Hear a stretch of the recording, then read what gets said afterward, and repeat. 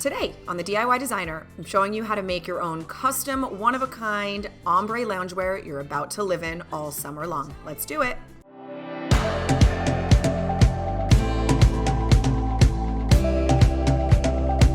Happy Friday! Welcome to my channel. I'm so glad that you guys are here. I hope everyone had a beautiful week. I had some family in town this week, so I feel like I completely checked out of life and I've been on a staycation, which has been lovely, but I'm back. For those of you that are new, my name is Orly and this is the DIY Designer. I do really great DIY fashion and home decor and styling videos, but today's video is the most perfect, the most cozy summer DIY you ever did see. We are making ombre loungewear. You guys, I have all the tips and tricks and hacks that you will need to make the most perfectly blended ombre comparable to what you're seeing in stores that are hundreds of dollars. I saw them on Revolve, I saw them on Shopbop, I saw them on Forward, and they're like 150 bucks just for the sweatshirt.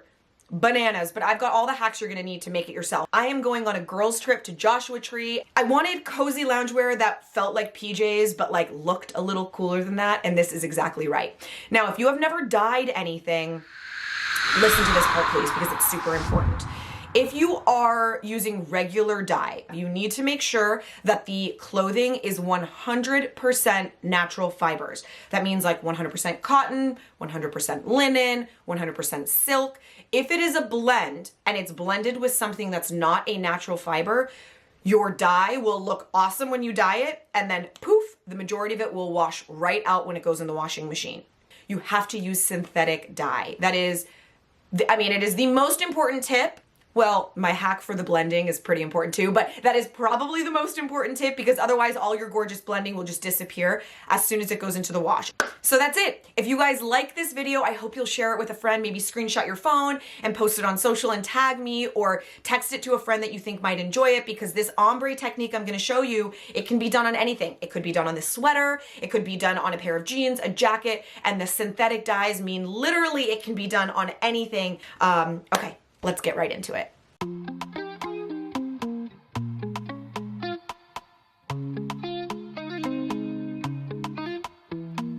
So these are the colors that I picked for the Ritz synthetic dye. Now the thing I'm going to tell you about the dye is it's a little deceiving.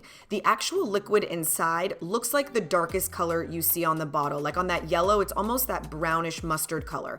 So it's a little deceiving when you start, but when it's washed and the color fades off, you will get the color of the label. So when you pick it, go off your label.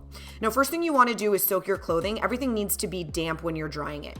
You can also soak it in something called soda ash, which will help it stay sort of color fast. However, I never do that and I find that it's not a problem.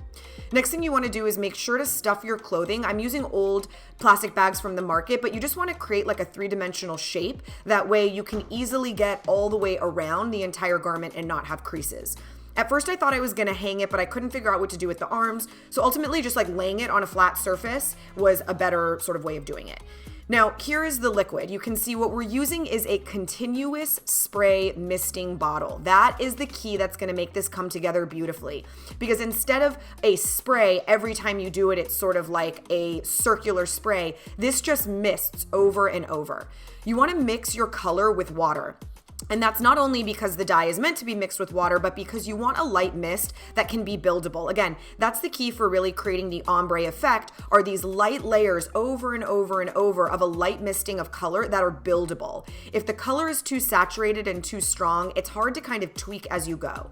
So what I've done is I've used the yellow on the top and then the pink in the middle. I went in with my yellow over my pink, creating the right orange tone. Now, I really recommend, not only does it save money on dye, but it also gives you the right color if you mix colors together as opposed to buying a yellow, orange, and pink. By mixing them together, the orange is naturally the right tone because it's a mix of the two colors. So it's really just a blending process. You're gonna keep going, and the continuous mist bottle will spray for 6 or 7 seconds for every pump. So it allows you to airbrush it, go back and forth, and keep looking at it until you start to see that the colors look like a sunset and it's really blending out softly. I decided to add the violet only to the cuff and the waistband, and I do the same thing on the bottom. So when you flip it over, you want to make sure to get yourself a new surface. You don't want to flip your shirt over and lay it back where you've been working, or some of the old dye might seep in and get in the way. So make sure you have a new surface, flip it over on something dry and clean, and work on the back. You can see I'm really soaking in the yellow. The yellow is what's going to do all of the blending between the two colors, so it's super important to do that.